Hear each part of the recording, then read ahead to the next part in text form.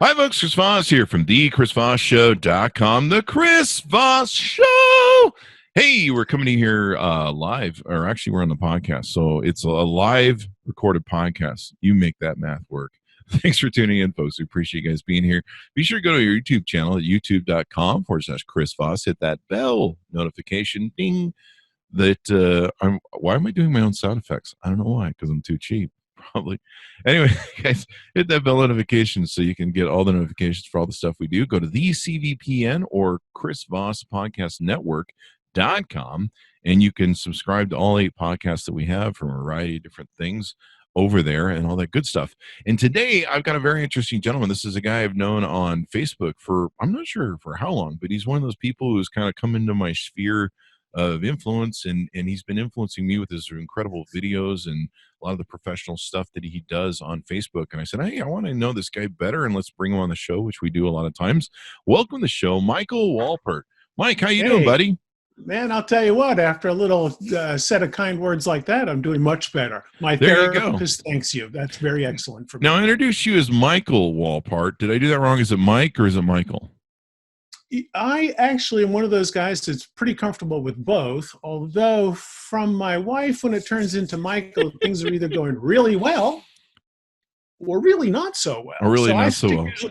Yeah, I usually, people usually prefer Mike in business. So all right, so we'll do Mike Wolpert is on the show today, and the only people who call him Michael when they're upset is probably his mom and his wife. So there you go.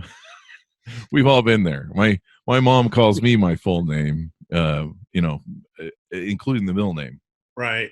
Oh, that's when you know you should either run for the hills. So, Mike, welcome to the show. Give us a bio on you. Give us a rundown. Tell us who you are and give us some websites that we can take and look you up on. Okay, sure. I am, by dint of my personality, a sales guy. By dint of my training, a marketing guy. So I spent my first career in the radio business, which I loved because I work at rock and roll radio stations, worked in a bunch of different cities around the country, and that allowed me to really hone the idea of a 60-second story. I mean, when you're in the radio business and you're pretty good at selling ads, they give you big fat accounts like Ford, Toyota, McDonald's, Budweiser, and you handle those. But you also have local business. And what I discovered is that big companies spend millions and millions of dollars putting together fancy stories that are actually quite not true. And small business has wonderful true stories. So, that's kind of the background. I'm pretty simple, sales and marketing guy, and it's having some fun that I like. So you did radio for a lot of years. This is awesome, man. We got you on the podcast. I see all the great video you do on Facebook. I think you do. Do you publish on LinkedIn?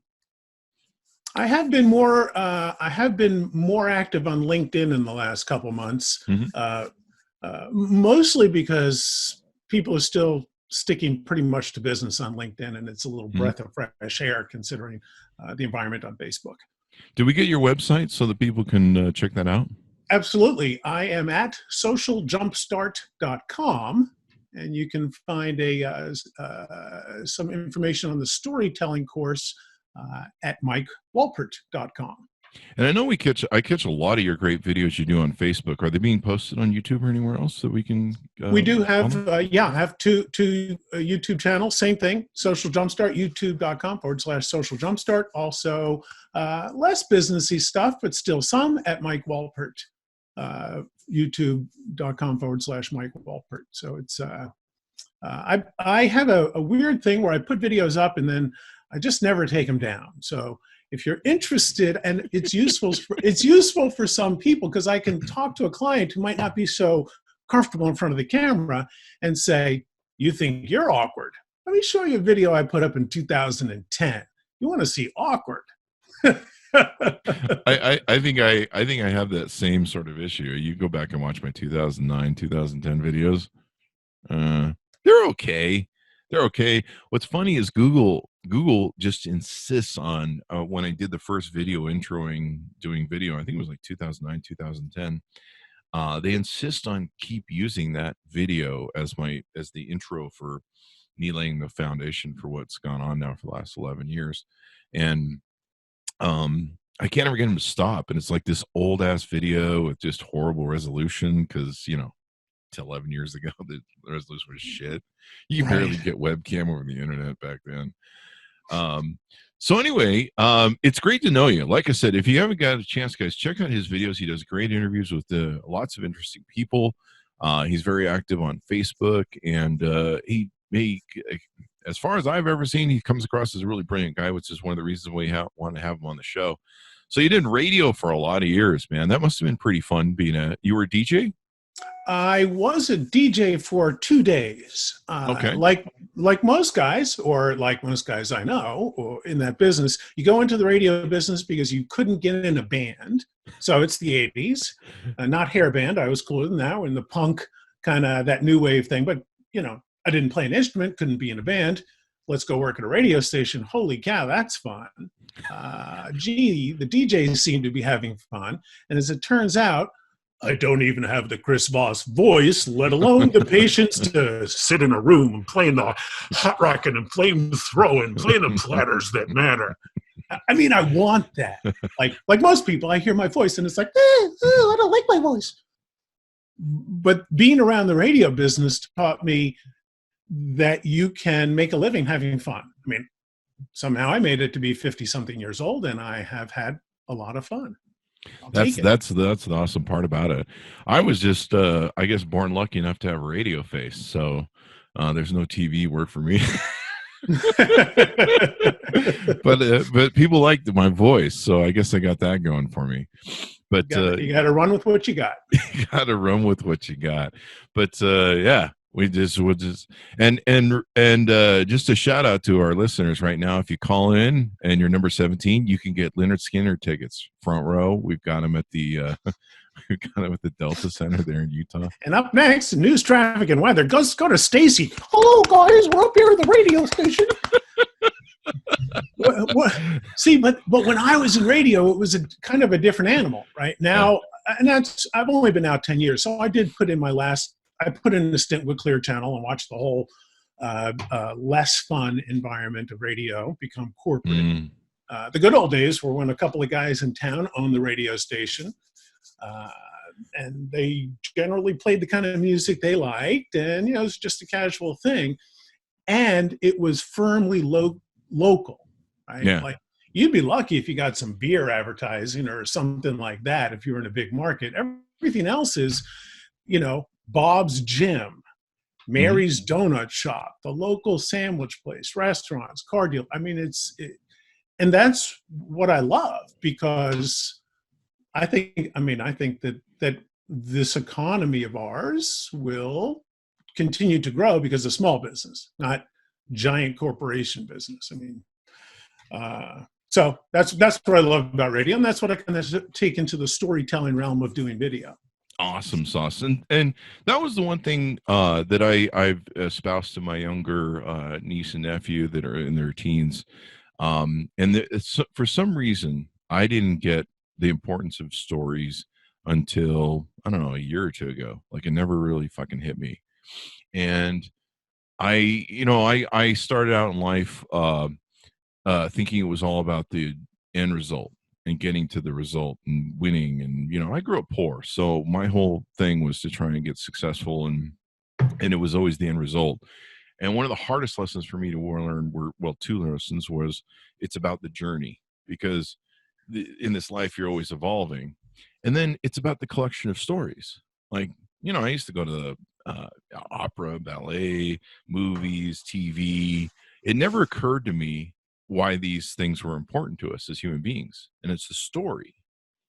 And the stories are lessons. The stories we learn from. The stories entertain us. They have a multifaceted value. But appreciating the story, valuing the story. Why do we all learn Shakespeare? Like, I used to think that was stupid. I'm like, fuck Shakespeare. That guy's old, man. Like, old news. Like, does he got anything for me? It's like when my family used to come to me and be like, hey, King George used to be in our lineage. I'm like, do I get a fucking inheritance? If not, fuck that guy. But no. And so only a year or two ago or three, a light went on, and I read something from somebody, and it was like the importance of stories. And I'm like, holy shit. And I've been telling stories for the past, I don't know, 5 to 10 years. I've gotten kind of better at storytelling, and packaging a story, but I didn't really realize what I was trying to do. I was just trying to communicate better the concept of whatever idea I was pushing. Right. And God, I wish someone had sat down with me when I was younger and said, "Hey man, stories are really important in this journey." So, Well, yeah. Well, and the part of the reason that stories are so useful is that they're told in a linear fashion, right? I mean, we're time-bound, linear thinking beings. So when you give me a list of facts and figures about how great your thing is, my brain has to shuffle it, organize it, think what to do with it. And usually what to do with it is get it off, sort it, get it out of the way. But when you start by telling somebody a story, you're giving them a time and a place. Ooh, 3 or 4 weeks ago, I was talking to a client just like you, Chris, and they had problems very similar to you. And here's what I did for them. And all of a sudden, I'm comfortable in paying attention, and it's a lot easier for my brain to grab what you're saying. So, the idea stories could just be little short things, but they're meaningful and they connect. I love it. and it's interesting. It's interesting to me because you've talked about how you've mastered storytelling and in the radio business, and then you've used that throughout your different business aspects. What's interesting to me is how even if you don't, even if you have a story in life, you sometimes don't find value in it. You're like, well, that's a great story, whatever. But then sometimes it comes back to you. So a good example of that is years ago when I was a kid, I read Where the Red Fern Grows, because when I was a kid, probably like you, everyone read Where the Red Fern Grows, The Hobbit, and I think the dog guy who Han Solo. Now that's stuck in my brain. Just made a movie, the Wild books. Jack Wild. Yeah, not Shel Silverstein, but the other cool guy, Call the Wild. Call the Wild. Yeah. Wow, how am I not? I'm not thinking of this. Terrible. It's the coronavirus. Where the wild things are. That was the name of it. That was the other one.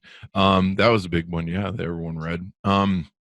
But Harrison Ford he got just done doing a movie. There'll probably be a whole series because that gentleman wrote a ton of books, and I remember reading them as a kid.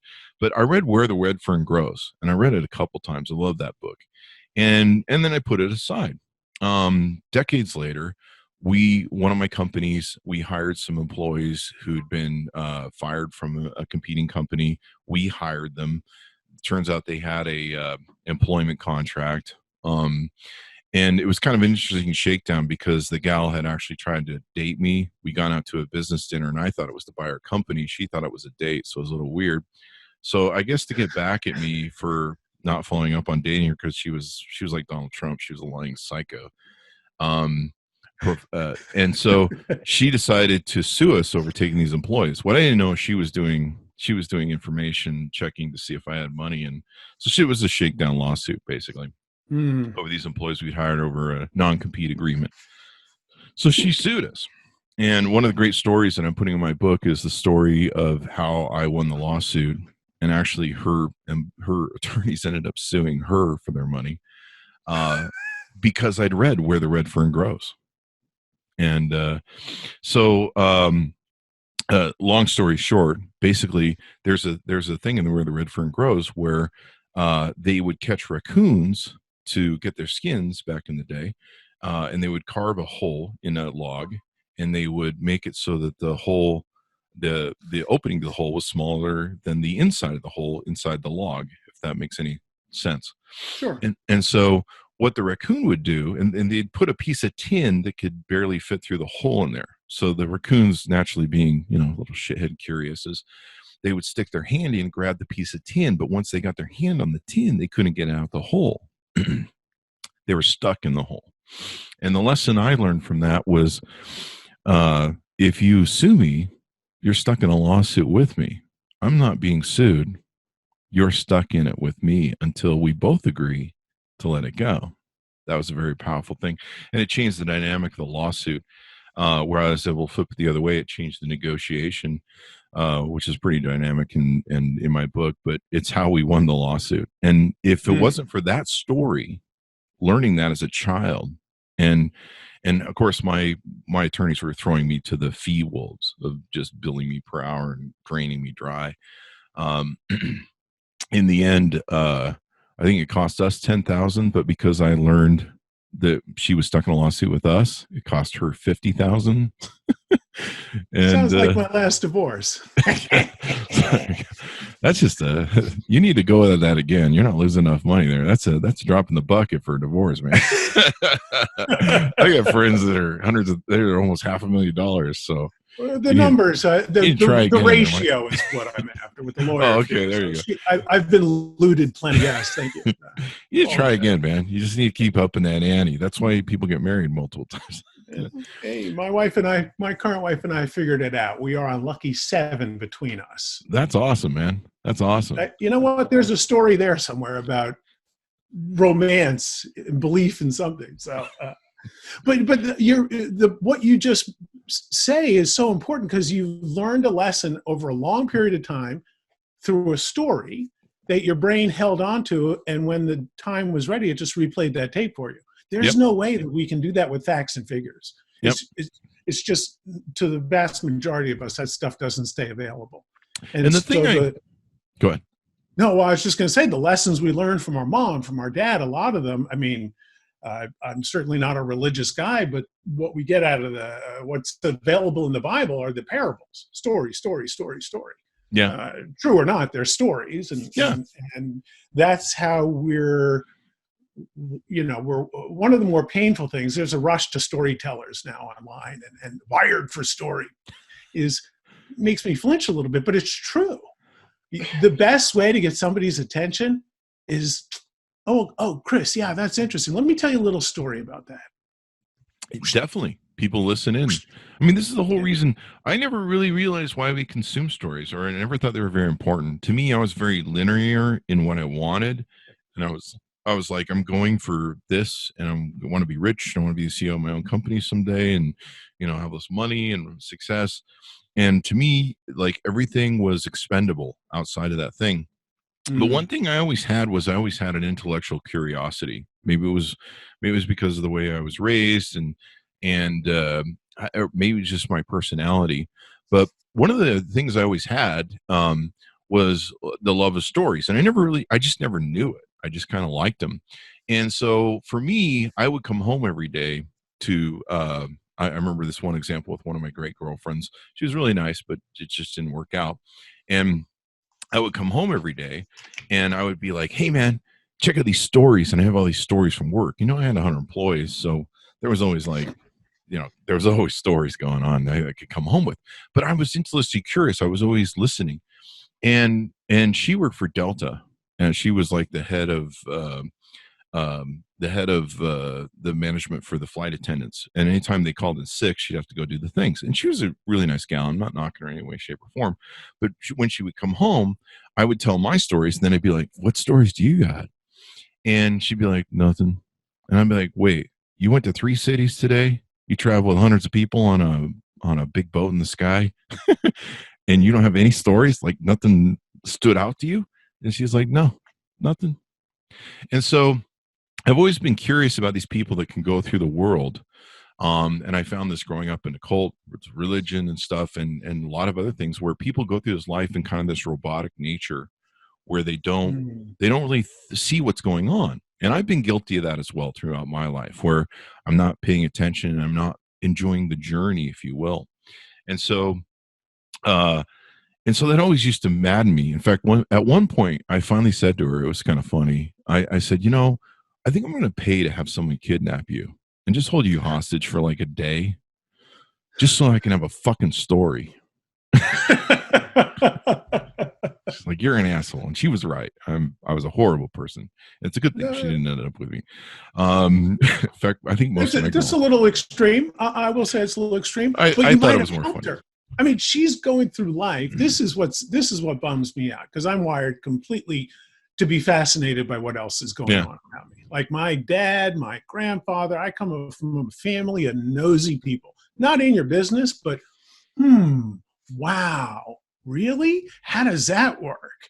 And it's just so interesting. People have these amazingly complex lives going on, and they do things, and they know all these different things. They've been to different places, and you can find out all of these secrets by looking at them like this and saying, wow, Yeah. tell me more. Tell me more. And I think the reason we And love stories is because life doesn't come with a manual. So these are the only ways we can learn. I mean, there's the old saying that, and I think I've amended it. I think my version is the one thing man can learn from his history is that man never learns from his history. And that's the real problem of why we keep repeating, why we keep failing. There's no manual. And I've just always been curious. And so the thing I've espoused recently to my niece and nephew who are just starting their lives at 18 is I said, look, be intellectually curious. Be curious about life. Collect stories.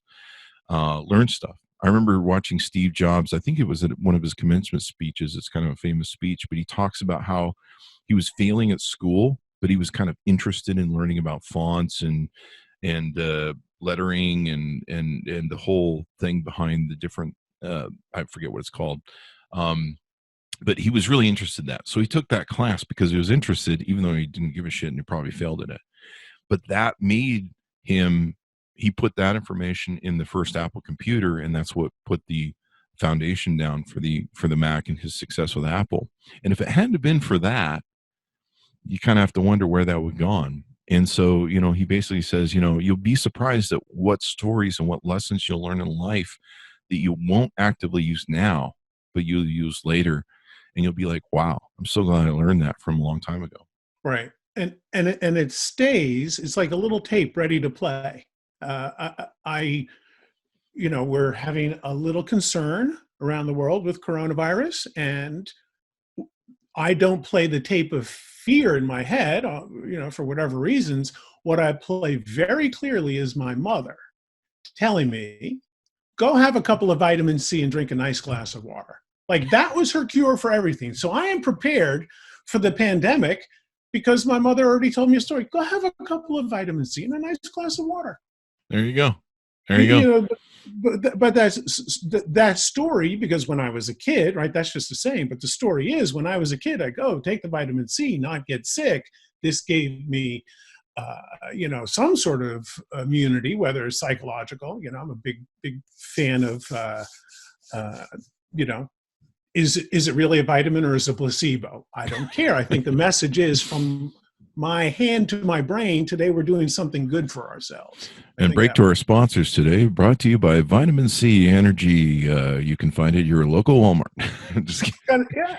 Well, you can buy it at Costco with the 5 tons of toilet paper that you just bought.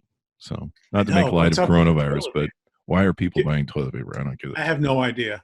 I went to get some disinfectant, and I am an occasional Costco shopper, and they had nothing. So I walked out with a giant bottle of American Kirkland vodka for like $11.99 for 5-gallon size. It's good to disinfect the inside of you as well. Well, I haven't had a glass of vodka in a dozen years. I don't intend to have one right now, but I have a friend who told me a story about how it is an excellent natural cleaner if you want to wipe down your counters and stuff like that. Oh, well, there you go.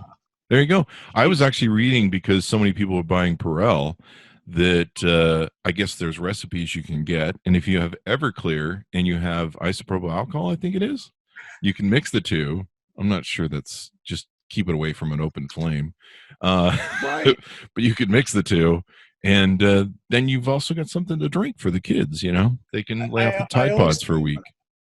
I do love a YouTube video story about fighting disease that begins with, so if you have a bottle of Everclear laying around. that you haven't finished. I had some Everclear one time at a Fat Tuesdays in Key West, Florida, and I think I went to jail that day. No, this just in. So awesome sauce. So stories are important. Tell us more about what you get. You do a lot of consulting work. You do a lot of different coaching with businesses and people in business. Give us a little bit of insight into how you do that and what you do. Well, what I find is everybody is aware that video really is the thing, right? I mean, I can cite statistics and this and that, but the truth is, people are watching this little device, and they're watching it like this close, right? Like you're watching a video on your phone, you're kind of like, hey man, now I don't know about you, but that's pretty personal. Did you spend 5 minutes looking at your spouse this close today? Wait, I have a spouse? Right, yeah, good news. I do, and I better go spend 5 minutes doing this. Hi, you're awesome. Yeah. But the point is, it's an intimate connection, and if you're just really being human and telling a story about some future goodness, right? Like the story that we want to sell in a selling environment is of a future wonderful state of being that you're going to attain when you buy our thing, learn our thing, do what we do, whatever it is. I work with people to just do a simple selling message for start, right? Hi, I am. We do this thing, whatever that is, for these types of people, so they get this awesome result. So when I'm hearing the story, we do this thing. Oh, well, that thing, that's something. I'm interested in that thing for these types of people. Ooh, people just like me, right? When you're telling me the story, and then you finish the story with, and they get this awesome result, and the listener hears, I would like that result too. And then your call to action. People. Sorry, go ahead. Yeah, then your call to action is, let's see if it's a fit. Give me a call. I mean, it's not sell, sell, sell. Yep. It's you got to tell a story. I mean, it's what you got to do on a date before you go for the first, second, third, or base. You got to tell stories and get that gal interested in your life, or you, I suppose, maybe not your life.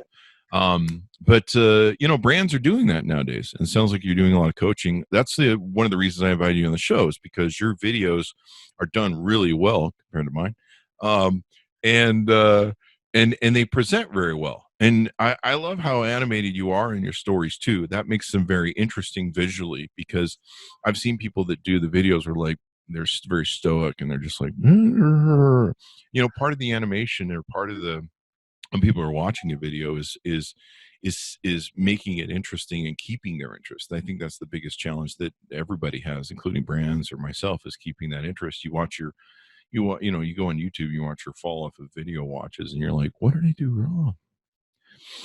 Right. And part of that, videos evolving, I think becoming more and more important, but as it becomes broader, people doing more and more, what we're doing is we're getting a lot of this jiggly hand motion, handheld. I mean, if you're going to use your phone to make a video about your business, that is awesome. Go spend $150 on a gimbal. Oh my God, it's critical. Yeah. So there are some things to do like that, but the idea, unfortunately, our brains are getting a little bit twisted from the Hollywood movies, right? I am not a huge moviegoer anymore. I was for many, many years. The last thing I went was the Terminator thing where the universe ends. I was exhausted after that freaking movie. I mean, at one point I kind of closed my ears. I'm in one of these theaters. Here's how much I don't go to the movies. Theaters have big seats that recline, and they're like easy chairs, and you put giant cups in. They're a very nice environment.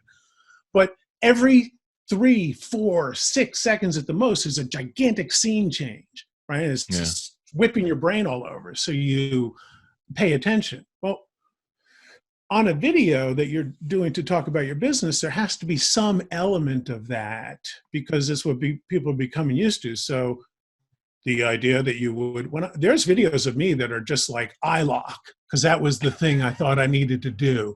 And it'd be like, hello, I have spent a lot of time memorizing this, no teleprompter, no looking down at a note, no. And there are some regrettable things. I spent a lot of time as a sales trainer. So earlier, a lot of my videos tended to be very dictatorial, and this is what you should do, and this and that. So anything's okay. Yeah. But here's why a story works. One of the first real huge examples I had, I worked with a guy in Daytona Beach, Florida, a really fun town to be in the radio business, especially rock radio. I worked at a station called The Hog, baby.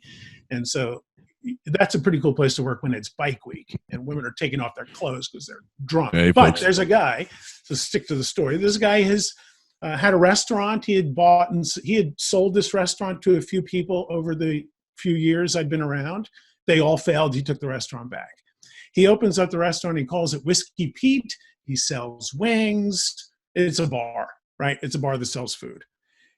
And he didn't believe in radio, and he didn't believe in advertising, blah, blah, blah. Well, I really was on this guy because I knew it was a good fit for my listeners. So we made him, his name was John DiGiulio. His name is actually still John DiGiulio. But everybody to this day, almost, it's more than 15 years later, probably almost 20, people still call the guy Whiskey Pete because we made him come in the studio. We introduced him as Whiskey Pete, and then we told a story about why his wings were good. And he would say, oh, the secret to our wings is we deep fry them, then we knock off the grease and throw them on the grill. And he told that little vignette. What does that do? That creates a visual right in your head. I'm hungry now. Right? The wings come out of the greasy fryer. We knock the grease off. Oh, man. For those listening to the podcast, I am wiggling my hand around, knocking the grease off, and then throw on the grill. And that became a thing he said, and people would come into the restaurant. You could have them made like that, or you could have them made regular. And people would come in, and they would order, and they would say, now I want you to knock the grease off and throw them on the grill. And this 20 years ago, we started doing this. And I'm telling you the story now. That sticks in your head for a long time. And, you know, it really does. It's kind of funny. I was going to do a bit there. Hey, folks! Thanks for tuning in to K-Hog here in Daytona Beach. Yeah, it's 11:46, almost the top of the hour. We've got weather and traffic coming to you here.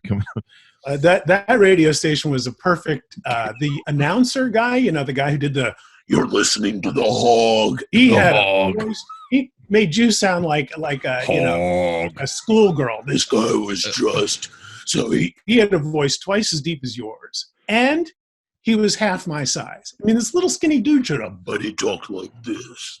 Yeah, I was lucky to grow up with. Was it the werewolf?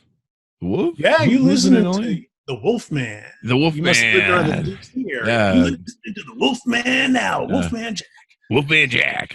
And then Dr. Demento. I was a big Dr. Demento fan. Oh yeah, big Dr. Demento fan. You know what? I never realized about radio because here in Utah, when I grew up as a kid, we had some really great radio station DJs, and they had a team of 2 or 3 people, and they had characters that were kind of like a little bit like the South Park people. South Park wasn't around then, but they were like little kitty voices that were funny. But I never realized that most of that shit was scripted beforehand.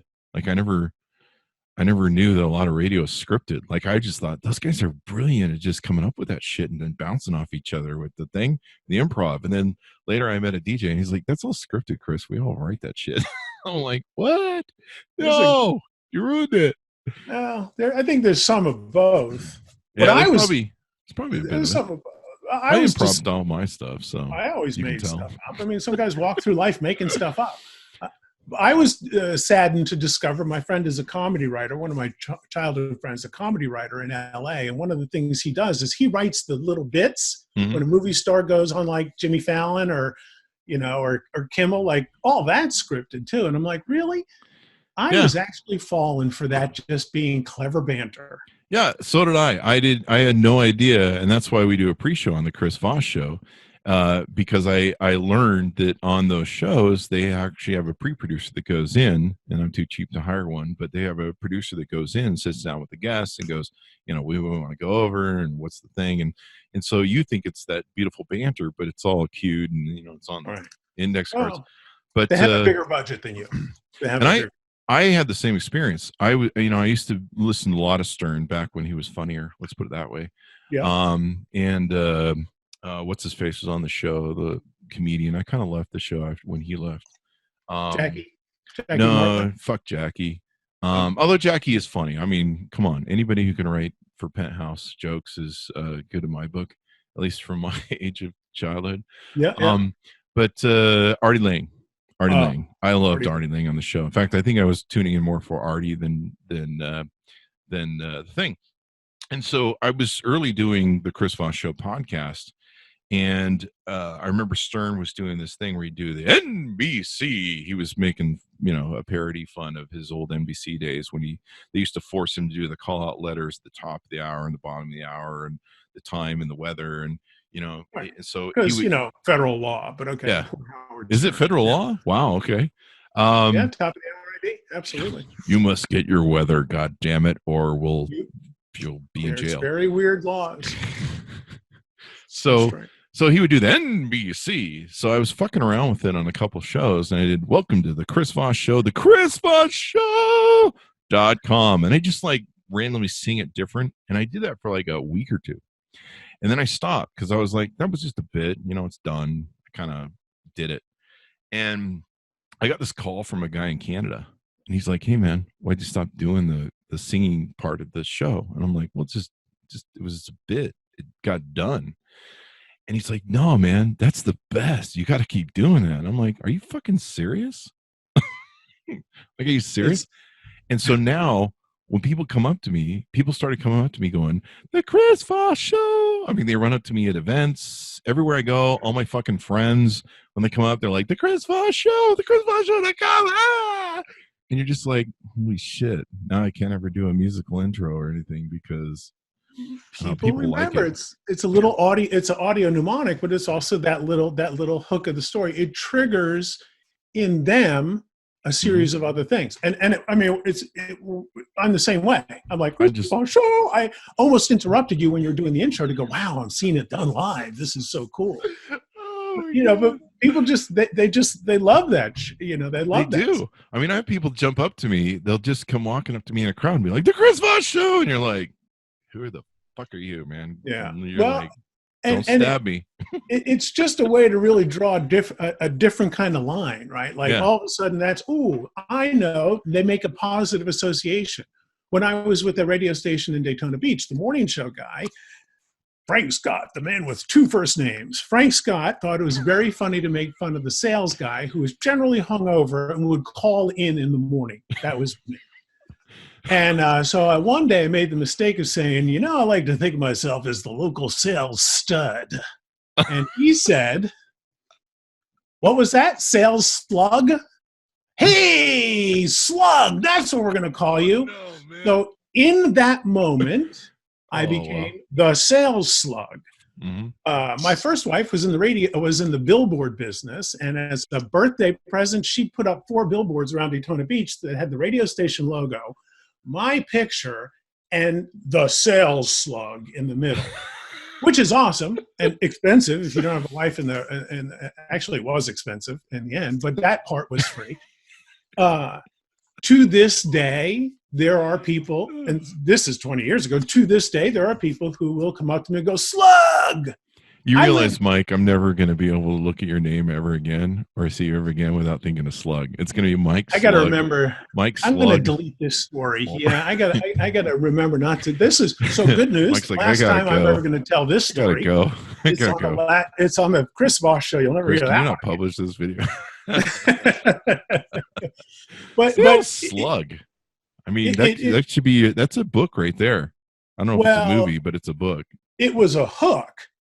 And because of the hook of the morning show talking about the sales slug and billboards up around town for, briefly, people would now call the radio station. They wouldn't say, I'd like to talk to somebody about advertising. Mm-hmm. They would say, I'd like to talk to the sales slug, please.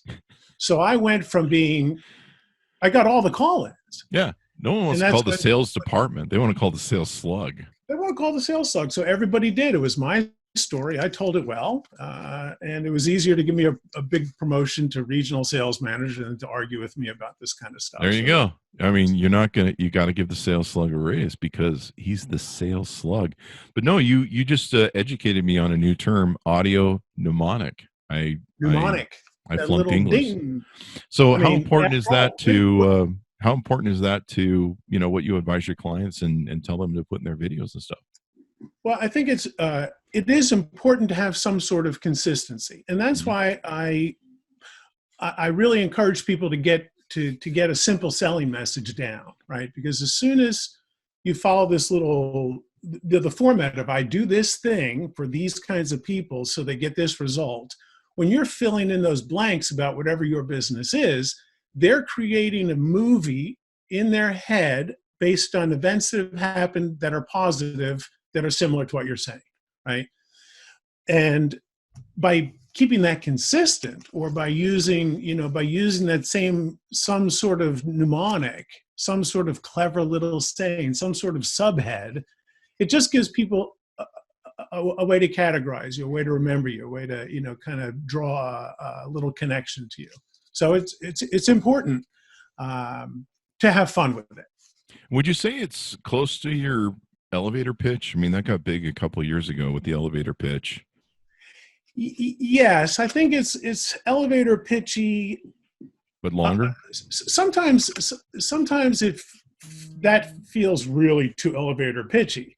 What I like about the we do this thing is what I call that opening. We do these things is all about you, right? So if you were a guy who's it's hard to make something up, but let's say I consult to podcasters.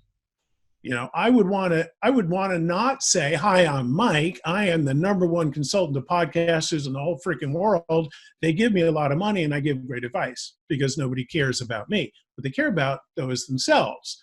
So if I tell a little story that is, I help podcasters just like Chris Voss build their audience way above 400,000 downloads. They already got to 400 million downloads, blah, blah, blah. So they become rich and successful and their life is fabulous and they drive the car they want and they're able to thumb back at their past and go, "Look, I win."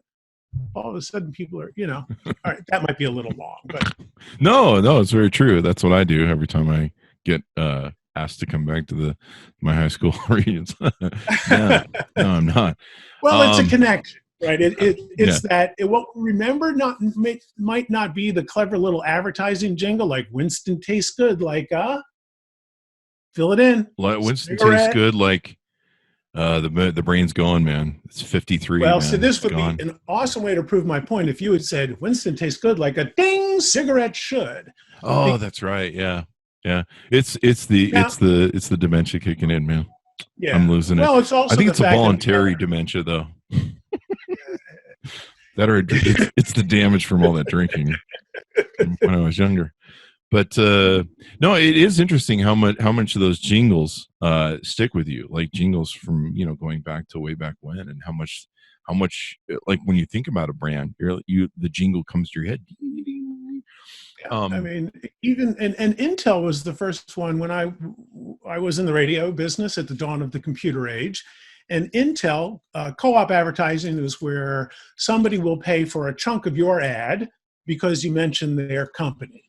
Mm-hmm. Car dealer, the most obvious example. Supermarket ads, where you see all the pictures, that's co-op advertising. Mm-hmm. If you include us in your ad, we'll give you a little bit of money to pay for the ad. Intel was giving 75% co-op, meaning they pay for 75% of your ad. If you said the word Intel followed by dong dong dong, that little, I can't even make the sound. Intel inside sound. Yeah. That little Intel inside sound, that's all they asked for. All you have to do is say Intel inside, boom, boom, boom, boom, and they gave you money. Yeah. And here I am. It's been a long time since I heard that. We're telling the story. See, so those are good hooks. Mm-hmm. But the stories that you tell become so ingrained after a while, mm-hmm. And promise some sort of benefit that. Oh, here's a good one. When I was in Daytona Beach, NASCAR was a client. NASCAR had a big fancy entertainment thing that they built just then called Daytona USA, which was kind of like a museum attraction. And there was a big gift shop called Daytona 2000 because that was in the future back then. And so my buddy ran the store. He said, "Hey," I was in there on my birthday. He said, "Hey, you like those model cars that we have?" It's not actually here. I thought it might be in my office. "You like those model cars, the $100 kind with mm-hmm. the metal that come on the block with the top and the doors open." Mm-hmm. And I had wanted at the time, sales guy like you, right? Goals. And I said, when I turn 40, I'm going to buy a black 911 with cash.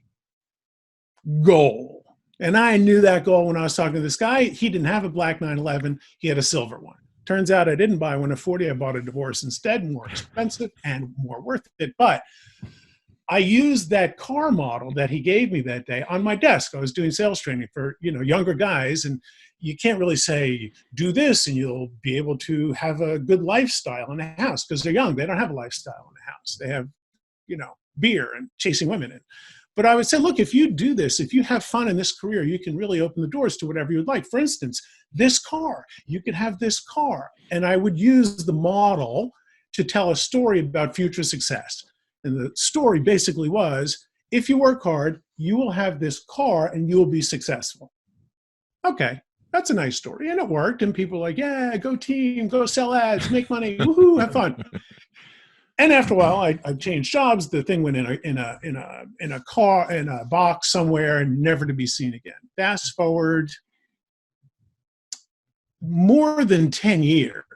Let's say 10 years. Fast forward 10 years. I walk into, my friend has a car dealership. He specializes in high-end used cars here in Northern California.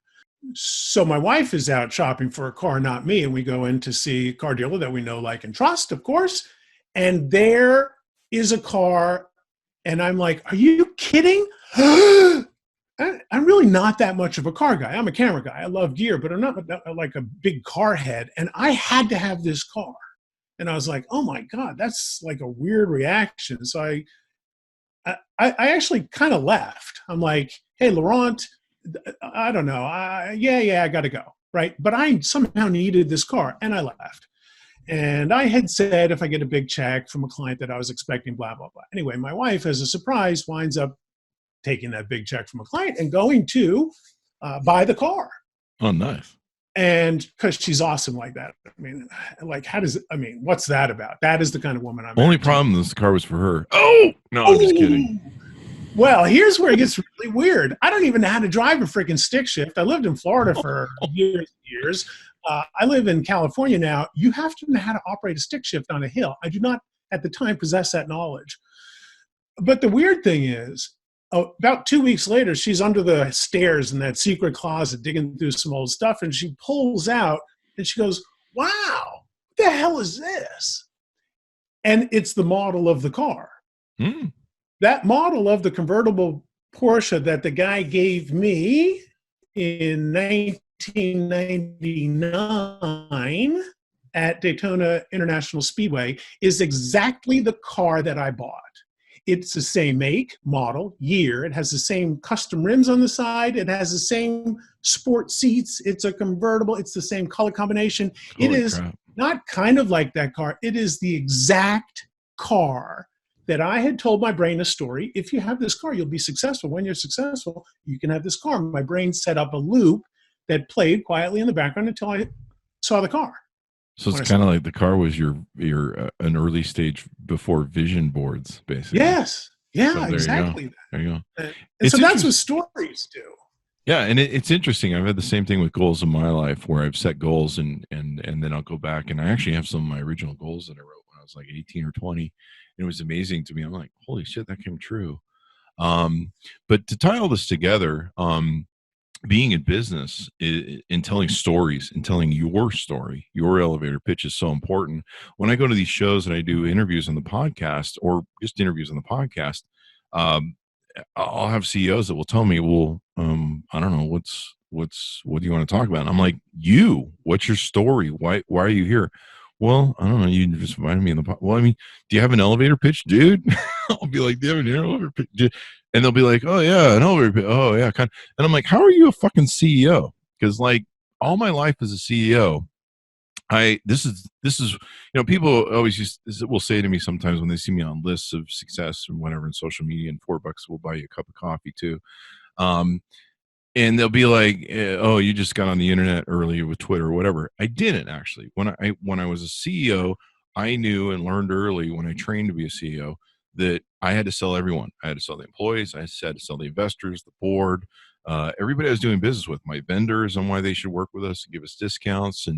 And I was always having to sell to everyone.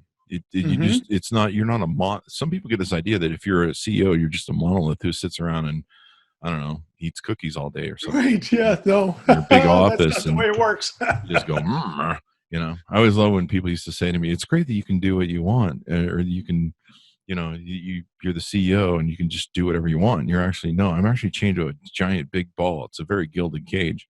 Right. But I'm amazed at how many CEOs don't know their own story or have a story or know what story they're telling. And you're kind of like, well, that's probably why you're a little lost. Right. And so to Right. tie all this together, being a CEO, being a marketing person in sales, having a story to tell and be able to tell it well, you got to have it down as to what your story is and being able to communicate it. And in today's nanosecond world, in this low attention span world, you've got to be able to bang that baby out, and it's got to be quick and concise and right to the point, because in 5 seconds, you're going to lose people. Right. Well, there's your story as a CEO, which is about you and your journey and your company, and can be very fascinating. Perhaps more interesting, though, is the story of your customer, who's kind of like the prospect that you want to tell the story to.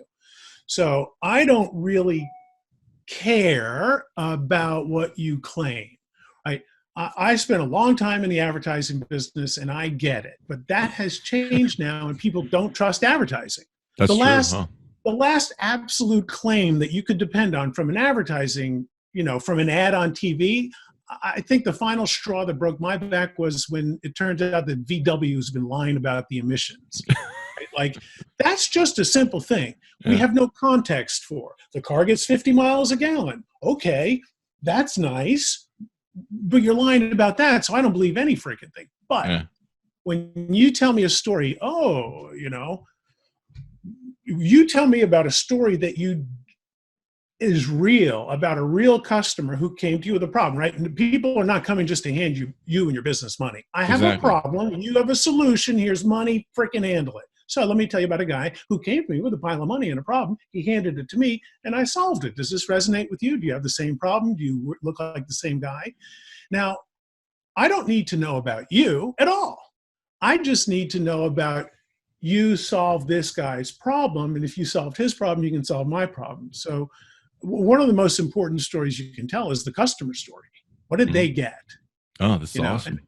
and a lot of people they struggle, my story, this Joseph Campbell idea of the monomyth, where one story is the whole story, and you try to make all stories fit into this cycle of essentially Star Wars. And it's not like that. It could just be a cool thing that happened.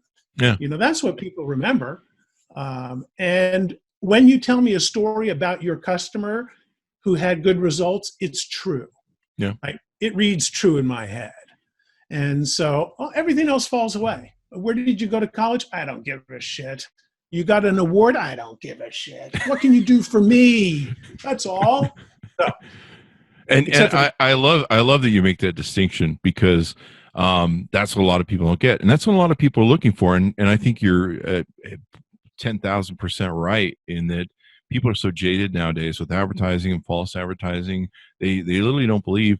And one of the most important things I learned, because I'll meet people and they'll be like, "I want to be an entrepreneur someday." Why? I don't know. So I can work my hours. Well, that's not going to make it for you. And people would be like, "Well, how do I become an entrepreneur?"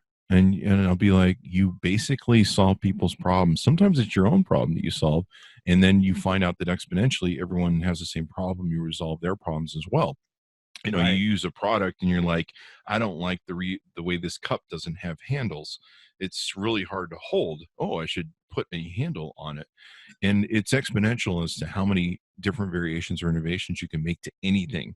Like, one of the things I used to do in my business was, there's always a way to improve everything, even after you improve it multiple times. And one of the most important things I learned listening to Earl Nightingale when I was a kid was, he tells a story, and I won't tell the story here. I think I've told it before, but you can look it up. But he tells a story about a U.S. steel consultant, and basically the story is that if the result of the story, or the lesson, is that if you can figure out a way to solve people's problems, they will pay you exponentially based on the value of the return of the problems that you're solving. And that's what you do as an entrepreneur. You're a Right. problem solver.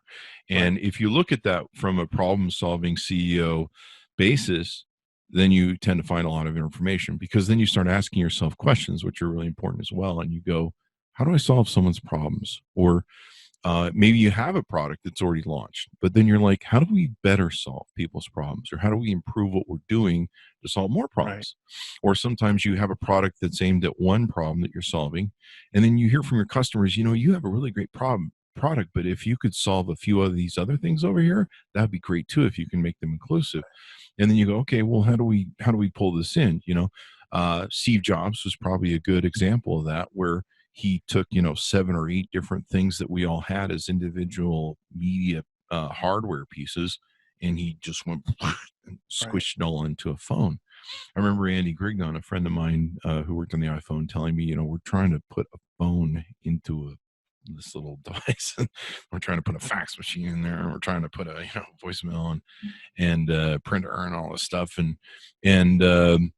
so solving people's problems, and a lot of people don't look at that. And so I think it's real important, the distinction you make, that don't tell us so much about who you are and what you're about, but tell us how you can solve my problems, because that's usually when I go searching for something and I'm having a problem or I'm trying to figure out how to resolve it. That's what I'm searching for, is Right. people who had my Right. problem and got it fixed. Well, that's exactly right. And I'm jumping in on you here, but this is the keyest point. When people have problems, you solve problems. That's how you make money. That's how I make money. That's how everybody makes money, no matter what it is. So when people have unique problems, they're going online and searching for a solution. That's what people do. That's what YouTube is for. Mm-hmm. Right? People go to YouTube to learn, and they type in, how do I do this thing? Mm-hmm. And a great story to tell isn't about how great am I. The great story to tell is, hey, I'm Mike. As a video coach, one of the questions I hear often is, how do I get more comfortable in front of the camera? Well, let me tell you a little story, blah, blah, blah. So, or how do I simply make a video and quickly post it to Facebook? Well, let me tell you a little story about how that's done. So they're typing in YouTube or Google for an answer, and you have made a video with a story that is the answer to the question that they have, the solution to the problem. So that is great because it's story. That is also great because it's video. You're also way more likely to get in front of a prospect with a problem with a video than a blog post that has, all kinds of competition. You're going to get people's attention with a video story quicker than anything else. So I think that kind of brings the story, the expertise. As soon as you're starting to ask questions, solve problems, I think those are the stories that you want to tell first. Those are the stories that come out most easily. Sorry. Exactly. And that's the best hook. And I think we've tied the whole story thing together now, as well as to why it's important and how it can be part of your business and how to market it well in getting, the consumers to buy your product. I mean, that's really, I think what we've identified is some really great ways to look at it from business, sales, marketing aspect, from selling yourself. If you're just doing it as a person, you're just trying to get dates on Tinder, or if you're a CEO and you're trying to do that pitch or figure out what your story is and what you're trying to push out there. People want their problem solved. I mean, it's really simple. It's really simple. I'll tell entrepreneurs, they're like, I want to be an entrepreneur. I'm like, why? And I don't know, it sounds really cool. And you're like, you have no idea. Right. But just wait. Right. But who needs hair? Because you'll pull it all out or lose it. But no, it's fun. But you've got to have a reason. There's got to be that reason behind it. I mean, one of the challenges I've always had with all the businesses I've ever been in, except for the podcast, I love this sort of element where I can interview people and talk to people. I can find out what makes them tick. Because to me, I'm collecting stories, and I'm collecting lessons and things that I learn from it. And I learn from these. And so this would probably be the one job I've done that I've actually really enjoyed. I've always liked being a CEO and being an investor, but I've never loved most of the businesses I've ever been in. I've never loved them. I've loved them for the money. I've loved them for the challenge of innovating them. Like I used to tell my board, I'm like, I love being a CEO and being the guy who has to jump into the jungle in Vietnam and, be the ranger who has to go, cut, a swath out of land so that we can, bring in the camp and the troops. I love that aspect of it, but being that guy is cool, but for a lot of times I wasn't very passionate about the companies I was in. So I think it's better if you can find a business that you like, a problem you want to solve, and build a business around that, because then you're more passionate about it. You give a shit about it. Yeah. And You can't really sell something you don't love, right? The real pure sales is Mhm. the transference of energy and excitement from one person to another. Yep. So you can do your best, but unless you wake up in the morning going, man, this really can, like, I have to dial back sometimes. Man, video could change your whole business. If you did this, I could just see it. You've got a great story. You're not presenting it right. What if you did blah, blah, blah, blah, blah? Like, I am on it, and it makes, so that's not always great, but it makes me sometimes difficult to be around, but it makes, I mean, I get up to do this thing, and I agree with you 100%. You can't just wander around wanting to be an entrepreneur. You have to be turned on about something. Yeah. And I mean, the only thing I was ever turned on was the investment and making it work and make it profitable. That was my boner. But a lot of times it was hard, because I was like, I really don't give a shit about half these things we're invested in. But I enjoyed the investor part and the CEO part, so that was my aspect. But I highly recommend if people get into business and they do that. And you're right, video is so important today. People are consuming video from all sorts of different things. They're looking for entertainment. They've got their phones, so video now is being delivered in a way that, when you and I grew up, if you want to watch video, you had to wait till you got home or someplace with a TV set, and then you could watch some video. Nowadays it's consumable everywhere, and people are consuming such huge amounts of it that you need to be on that train, man. Because if you're yeah, not, like, what world are you living in? well, and we're shifting, because people are watching gazillion videos, and a lot of times they think, well, that's the kids and the gamers and this and that. But we're looking at, so e-commerce last year, $1 trillion. Oh my God, holy cow, what a number. More interesting to me is e-training is knocking at $100 billion. So that's people who are looking to improve themselves, buying online courses, taking online courses, watching videos, and learning. So that's long form learning that people are becoming more and more interested in, and watching videos. So once upon a time, maybe the idea was, get in, get out. And there's a use for that. Facebook prefers a 3-minute video. Now, they give you more push with a 3-minute video. So you tell a 3-minute and 5-second story. Average length of a video on YouTube that gets watched, 10 minutes. So if you're talking to the right person, talk, right? Mhm. Like, don't try to be everything to everybody. That's not right. But if you do this thing, I do this thing for these people just like you. Oh, I'm listening to this video, whether it's 20 minutes or 2 minutes, because it's for me. Yeah. He gets me. This guy gets me. This woman gets me. And it's social proof. A video of you talking on the internet with a couple of comments or whatever is social proof. And we live in a world where I make my decisions based on the last 3 guys who posted something to B&H Photo or to Amazon or to Yelp. Like, Mhm. this guy is rude. Well, I'm not going there. That guy is rude. Really? This is the way you make decisions? Yes. So make it easy for me. Make it easy for people to make decisions positively about you. When I was younger, all my decisions were made by the latest issue of Playboy. No, I'm just kidding. Anyway, guys, just wonderful lessons we learned here from Mike Wolpert, and I appreciate you being on. Anything more we need to know, Mike, from you? Give us your plugs so we can wrap up. We got to have you on the show again, because you and I could talk for hours about this stuff. And you've I'd got love such to. great information to share with us.